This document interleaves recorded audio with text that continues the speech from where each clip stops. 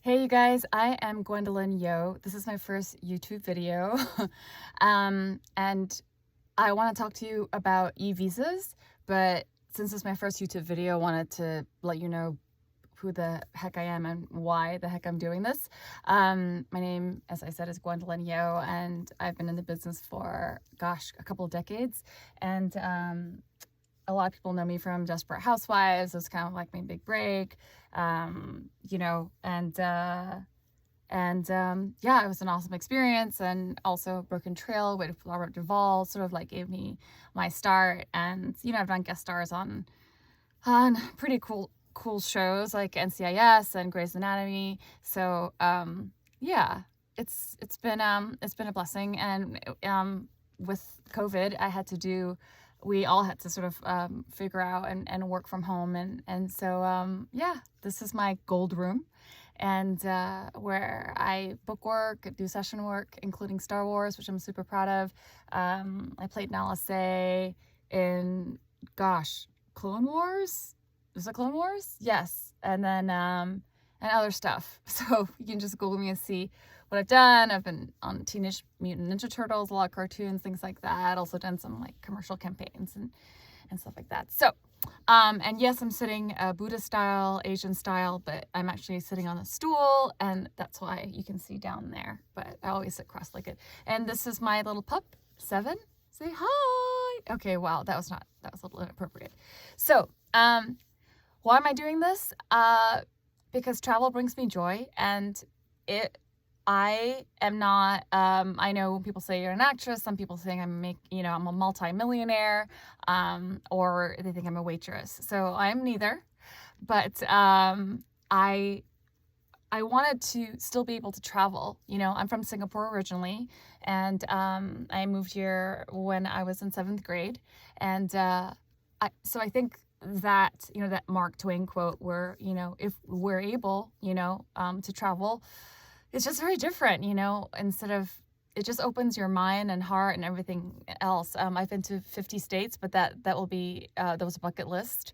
That's a whole different story. But let me just get into e-visas for, I sort of took a sabbatical reprieve and traveled to a lot of places, but let me concentrate on e-visas for Egypt, the e-visa for Kenya, and Africa, the sub-Saharan Africa, and e-visas for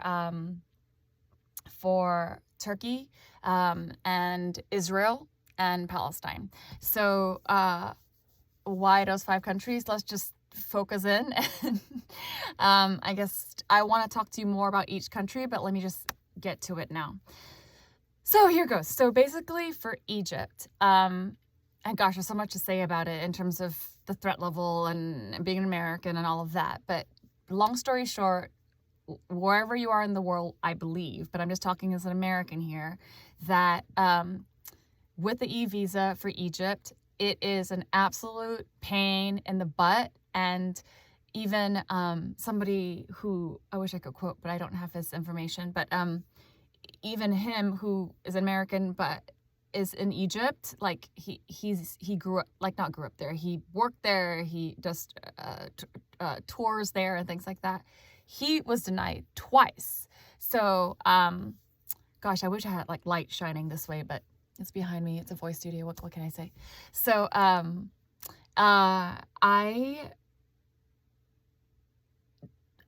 pretty anal retentive about, you know, obviously getting all your ducks in a row, especially traveling internationally. I would say I'm a pretty seasoned master traveler. But in terms of this, going to these far-flung places, which were all on my bucket list and amazing. So I would say do it. But with Egypt, even he was denied twice. For me, I was denied and I was like, oh my goodness, my whole trip is over. Basically, here's the deal. It is like, it seems like a system that's super old, but I mean, they're obviously an incredible country. Just for some reason with these visa situations, and I don't know what it's like to apply for an American visa, but gosh, I have no idea. But it could use some updating, to be honest.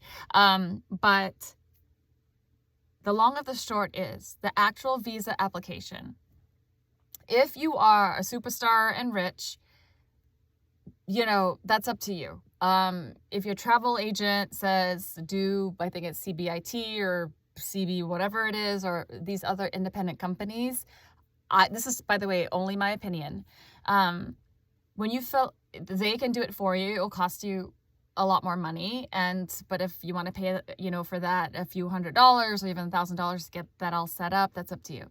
If you're kind of like backpacking through, or up until, you know, you just like taking care of things yourself, or, you are watch how you spend, and also just getting it right with this e-visa, from what I researched, it would cost about $500 to get a visa from Egypt, and sometimes you have to send in your passport. They ask you for all these things, and in my personal opinion, I think sometimes they try to scare you into it. And I don't know about these independent sites and things. You just don't know, right? And that's the thing I wish that I had known. So basically, for me, what I learned is this. I applied and I went ahead and I thought everything right. It's not a very long application. I would say it would take you like 2 or 3 hours, which isn't long for any of these countries. But where I got caught up, and the other gentleman that and I have to give him kudos somewhere when I post this, if I post this, is when they ask for your surname and your middle name. So basically, my name is GwendolineYeo, because my Chinese name is Shixian. So it's GwendolineYeo, but it's a hyphen. It has to be exactly as written on your passport, and I did it as such. But for some reason, they say they want you to put your middle name, but if you put your middle name, it just can't compute. So we both had the same sort of issue about surname, middle name, and I was like, being denied once is enough. And I think it was super cheap. It was like $25 to $50 to apply for it by yourself. And I freaked out. I was like, oh my gosh, my trip is over. And I took the risk. And I'm wondering if I look cross-eyed. I can't even see very well. But long story short, pay $25 when you fly into Egypt. I know it sounds like a big old risk, but that's what I did. That's what that other seasoned American Egyptian white dude did. I mean, an all-American dude. He's at the same thing when I Googled. So I took the risk. At first, I freaked out, but by the time I got there, I had so many countries that I had to plan for. I was like, look, I don't want to be denied again. I'm not going to send my passport to somebody else and wait for it to come back. I'm not taking that risk. And it felt like a complete ripoff to be paying someone $500, and they ask you all this information that is sometimes obviously very private, and you don't know if it's for real or blah, blah, blah, blah, blah, blah. So it's up to you guys. So if you're traveling individually or with a partner, and you're from backpacker all the way up to, I would say, a doctor, and you don't want to, and you're more hands-on, I guess, I would just go to Egypt and pay $25 cash like that. It took me, with all the stressing, with all the worrying and doing all of it, it took probably 10 hours of my life. And it literally took 30 seconds at the window. The line was, you go to any kiosk, and it took me, I think the line was like 10 minutes, and $25, that's it. It took me 10 seconds. The gentleman behind me was an American male. Not to say there's anything wrong with an American white dude. I appreciate them. I've dated them. And and he had his credit card, and I said, I don't think that's a great idea. And because I Googled about it, and he didn't listen, and he was stuck there for like an hour. And I saw him later at baggage claim or something, and he's like, you were right. I don't know if he said you were right. He might have said you were right, but that might have been giving away too much, I guess. I don't know. But $25, cash is king. Yes, America the American dollar is still king all around the world. I mean, I didn't know. You don't know. Speaking of, in terms of travel tips and how much money to bring, all of that, hopefully I'll cover that another time. And sorry this is so long, but I refuse to do a take two. This is take three. This is my take two. My take one was just as bad as this one. So, yeah, the surname, if you don't have a middle name, perfect. If you have a middle name, I would say give it a shot. If not, don't worry about it. If you have an extra $500 to $1,000 to spend, but I'd rather spend that on food, clothes, more expensive hotels, but that's up to you. And if that's the only country you're going to, sure, feel safe, whatever feels most at peace for you. But I'm just letting you know that as a master traveler, and also go with a couple other master travelers who do this full time and I don't yet, they are like, just pay the $25. And that literally is, you fill out this thing and it's the surname issue. It was the same for me and this other gentleman. So so that's it. So I would just pay the $25. You don't have to open your mouth, and that's it. New scene. So e-visa for Turkey.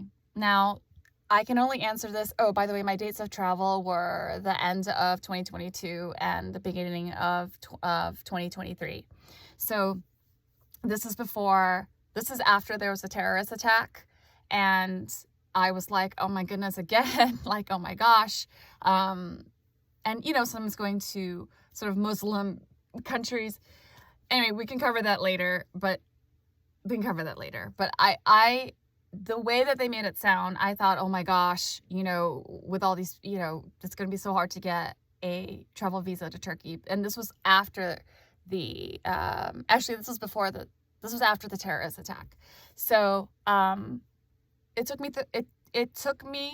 it was one page as opposed to, I think the Egyptian one was probably like 4 to 7 pages. And I was approved, I think, in 60 seconds. 60 seconds, one page, 60 seconds. That was after a terrorist attack. And I had all my ducks in a row. I'm not saying that they let anyone in. And but this was also before all the horrifying earthquakes. So so I don't know the climate of it, but if you're planning on helping there, or, you know, when things are rebuilt, or you're doing a layover, or you want to spend a day or two, I don't know what the latest is because the country has been so affected. But, you know, again, Turkey is, you know, a first world country, incredibly good infrastructure in terms of, you know, Istanbul and places like that, and I'll go into what's Europe, what's Asia, and all of that later, and my personal thoughts on those things. But it was very fast. So if you're planning on visiting, and it's been too hard to watch the news, so it was fast. But that was then, so I don't know. I will say about the Middle East with Egypt, and I mean, I know Egypt is in North Africa, but I think of it more as the Middle East. I think of Africa as like more sub-Saharan Africa. That's just me. So again, my own personal opinion. So with Turkey, it was very fast, so fast. With Kenya, it is a long and arduous process. So make sure you get it right.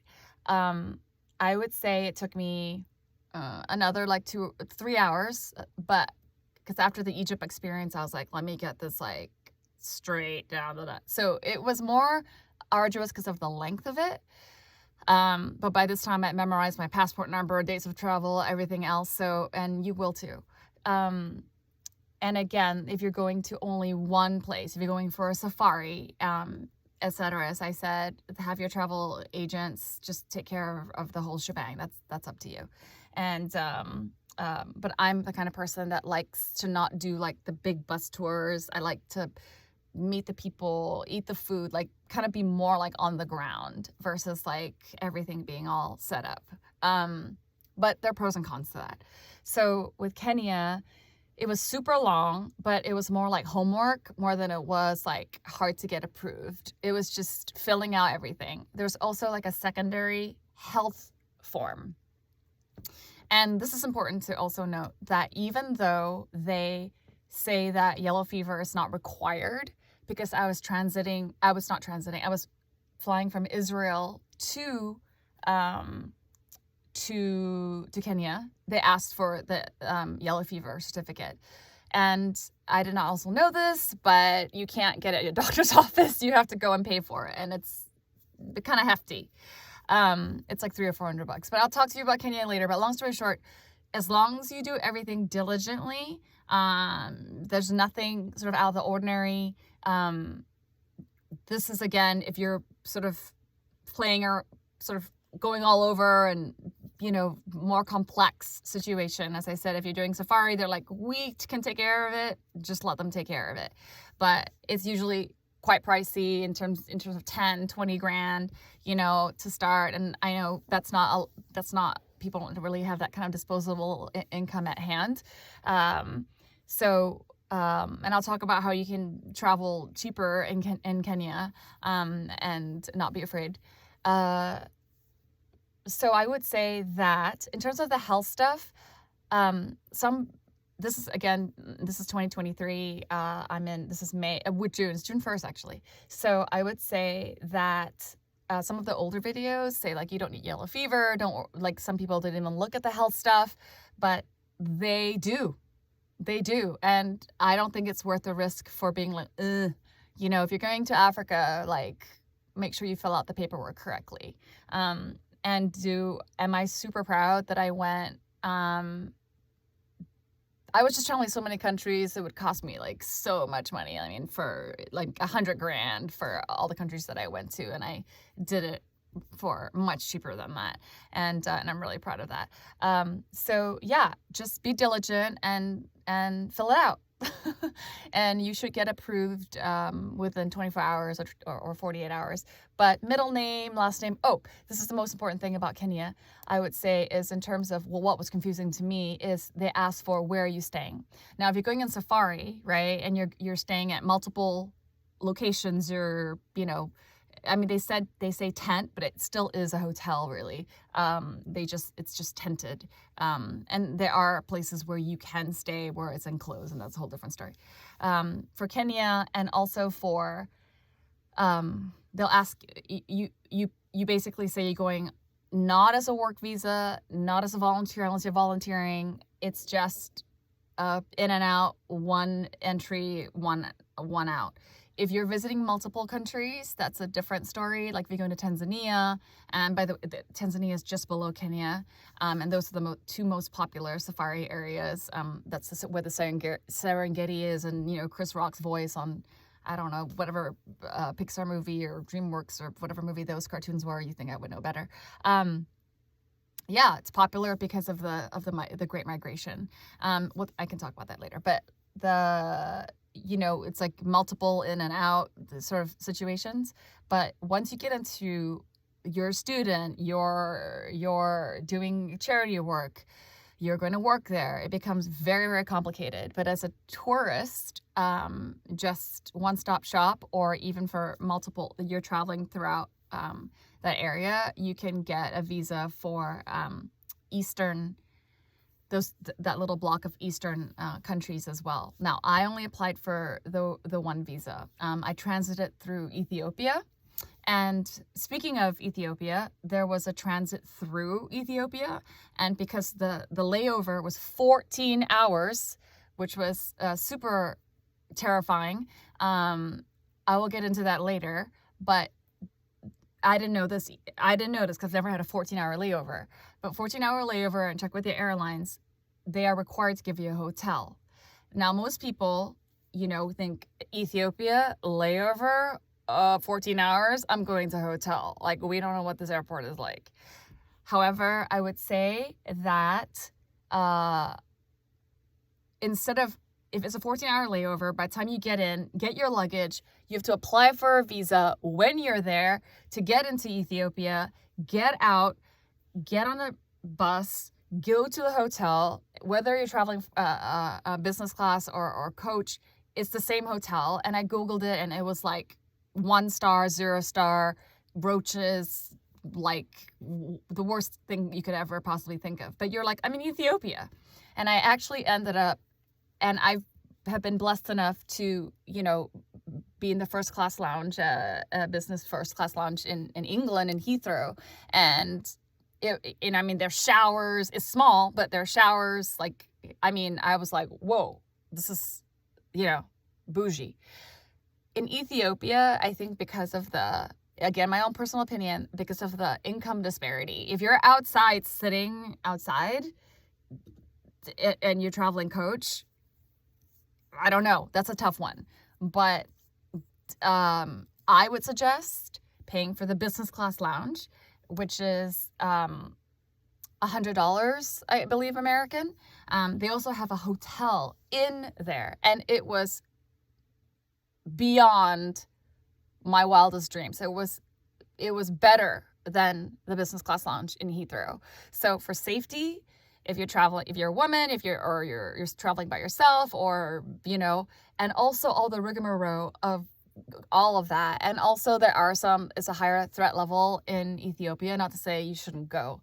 For me, you know, in terms of decision fatigue, just go to the lounge or stay in the hotel there. And you can Google that, because I was clueless, and I will tell you, 0 people knew this. You could ask any travel agent, and I don't think that they would know this information. So hopefully this has been helpful. Oh, finally, if you're an American, Israel, no need for a visa. And I mentioned Palestine because Palestine gets a bad rep, right? A lot of tours through Palestine, and you don't need a visa if you're an American to go to Palestine, but you do need to bring your passport. Some tours don't go to Bethlehem, and you go, why? And Bethlehem's in Palestine. And I admit to you, I had no idea. So, because I was like, I want to go to touch the nativity star where Jesus was born, you know, a little town of Bethlehem. So, there's no armed guards, nothing like that. And I did carry my passport, etc. But, I would say it's well worth it to go to Palestine, and I didn't have to show anything, but obviously it's best to hang on to it.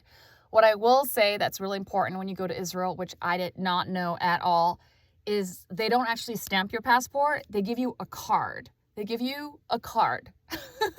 if you lose this card, your life is over. O-V-E-R, over. So I used some tape and I just pasted it into my passport, because if you lose that card, that's what you need to be carrying around, whether you're in Palestine, Israel, or anywhere else. And when you leave, if you don't have your card, you're equally screwed. So I think that's it for e-visas. Yeah. And would I suggest you getting the Global One Pass? Absolutely. I think it's like $100 for TSA pre-check, it's like $70 for all states, and just $30 more to globally travel. So it's like this when you come back through, instead of having to wait in that. So there you go. I know this has been long, but I have covered 6 countries or something. I don't know. I'm an Asian, but my math skills I don't fulfill that stereotype. So I wish you guys much love. Thank you for your patience. And hopefully you'll just fast forward to where you need to. And hopefully if you sat through this whole thing, that it inspires you in terms of the other countries. And hopefully I'll be able to do subcategory of videos of traveling as a woman, traveling as an Asian woman, wearing the passport in your face, saying like, you know, hi, China, even though I'm from Singapore, that isn't in China. And we're not all crazy rich Asians, maybe a little crazy, maybe rich. I mean, Asian, yeah. But anyway, so to my fabulous other adventurers, if you have any questions, I think you can email me or write something in there. I have been off social media for solid 6 months. Someone actually does take care of that for me, just so people know that I'm alive. But think it can be intense, very, very intense. So, but I hope that I can help. So hopefully that was helpful, and this is unedited. And usually I find it super annoying. People go on and on, but I did cover, yeah, Egypt, Israel, Palestine, Kenya, Ethiopia, Turkey. So there you go. Much love. Bye. Oh, and I have all this makeup on because I just shot something. So that's why I thought, why waste all this makeup before I wash it off? No, I don't sit around at home in my studio dolled up like this. But we sometimes do sessions where it's recorded so that it can animate to your face. But that's a whole different story. So yeah. All right. Happy traveling and blessings to you. Okay? Bye. And yes, it's worth it to go to these countries because you will never, ever, ever, ever, ever just, oh, it's just worth every single, and people were like, oh, when Middle East comes down, when it comes down, when it comes down. You might be waiting forever. That's just me though. Yeah. And I would say I'm a pretty safe traveler, but I do like adventure and some edge. So like that. All right. I will go into all this other stuff later. If you like this video, I know people always pointing down to something, like it. But yeah, my first YouTube. So, woo! Okay. Hopefully this helps you with e-visas. Bye.